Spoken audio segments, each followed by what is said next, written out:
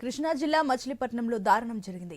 గంజాయి మత్తులో మైనర్ బాలికను అత్యంత పాశవికంగా అత్యాచారం చేశారు. గోపాల్ నగర్ కు చెందిన పోలిశెట్టి పవన్ కుమార్ 10వ తరగతి చదువుతున్న బాలిక ఒంటరిగా రావడం గమనించి అత్యాచారానికి పాల్పడ్డాడు. విషయం తెలుసుకున్న కుటుంబ సభ్యులు పోలీసులకు ఫిర్యాదు చేశారు. నిందితుడిపై పోక్సో కేసు నమోదు చేసి రిమాండ్కు తరలించారు పోలీసులు.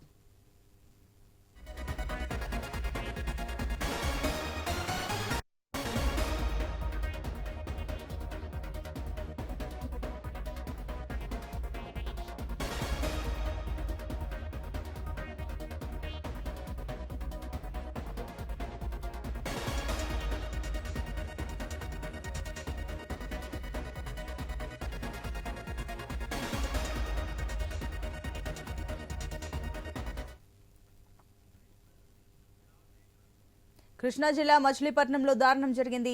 గంజాయి మత్తులో మైనర్ బాలికను అత్యంత పాశవికంగా అత్యాచారం చేశారు. గోపాల్ నగర్ కు చెందిన పోలిశెట్టి పవన్ కుమార్ 10వ తరగతి చదువుతున్న బాలిక ఒంటరిగా రావడం గమనించి అత్యాచారానికి పాల్పడ్డాడు. విషయం తెలుసుకున్న కుటుంబ సభ్యులు పోలీసులకు ఫిర్యాదు చేశారు. నిందితుడిపై పోక్సో కేసు నమోదు చేసి రిమాండ్కు తరలించారు పోలీసులు. దీనికి సంబంధించి మరిన్ని డీటెయిల్స్ మా కరెస్పాండెంట్ హరీష్ అందిస్తారు.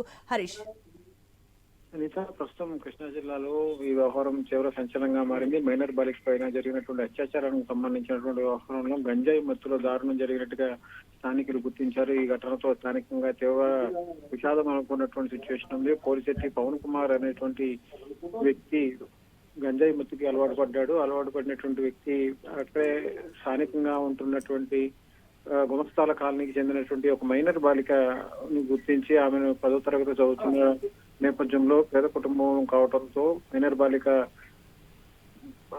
అవసరాలను ఆసరాగా చేసుకుని ఆమెను నమ్మించి మాయ మాటలు చెప్పి పక్కకు తీసుకువెళ్లి అఘాయిత్యానికి పాల్పడినట్టుగా చెప్తున్నారు. ఇందుకు సంబంధించి ఇప్పటికే మైనర్ బాలిక తండ్రి కూడా మరణించడంతో పూర్తిగా తల్లి దివ్యాంగురాలు, అదేవిధంగా ఆమె బయటకి రావడానికి కూడా ఇబ్బంది పడేటువంటి సిచ్యువేషన్ ఉంది. దీంతో తల్లి కూడా ఆమెకు అండగా లేనటువంటి సిచ్యువేషన్ ఉంది. ఆ పెన్షన్ ప్రభుత్వం ఇచ్చేటువంటి పెన్షన్ పైనే కుటుంబం కూడా ఆధారపడి జీవిస్తున్నటువంటి సిచ్యువేషన్ ఉంది. దీంతో మైనర్ బాలికపై జరిగినటువంటి అఘాయిత్యానికి సంబంధించినటువంటి వ్యవహారం కొంతవరకు ఆలస్యంగా వెలుగులోకి వచ్చినటువంటి సిచ్యువేషన్ కనిపిస్తుంది. ఈ విషయం పైన స్థానికులకు అందినటువంటి సమాచారం మేరకు గంజాయి మత్తులో దారుణాన్ని కొడిగట్టినటువంటి వ్యక్తిని పట్టుకొని పోలీసులకి అప్పచెప్పారు. ఈ ఘటనకు సంబంధించినటువంటి అంశం పైన పూర్తిగా విచారణ చేపట్టినటువంటి పోలీసులు బాలికపై జరిగినటువంటి అత్యాచారానికి సంబంధించినటువంటి అంశం పైన ఈ వ్యవహారం పైన పోలీసులు కూడా విచారణ చేపట్టారు. తమకు జరిగినటువంటి అన్యాయం పైన చిలకలపూడి పోలీసులకు బాధితురాలు ఆమె తల్లి వెళ్లి ఫిర్యాదు చేసినటువంటి సిచ్యువేషన్ ఉంది. దీనిపైన కేసు నమోదు చేసినటువంటి పోలీసులు పోక్సో చట్టం కింద కేసు నమోదు చేసి నిందితుడిని ఇప్పటికే రిమాండ్ కి తరలించినటువంటి సిచ్యువేషన్ ఉంది. మైనర్ బాలికని పూర్తి స్థాయిలో ఆదుకుంటామని చెప్పి కూడా పోలీసులు భరోసా కల్పించినటువంటి సిచ్యువేషన్ అయితే ఉంది. Sunita. Right Harish, thank you.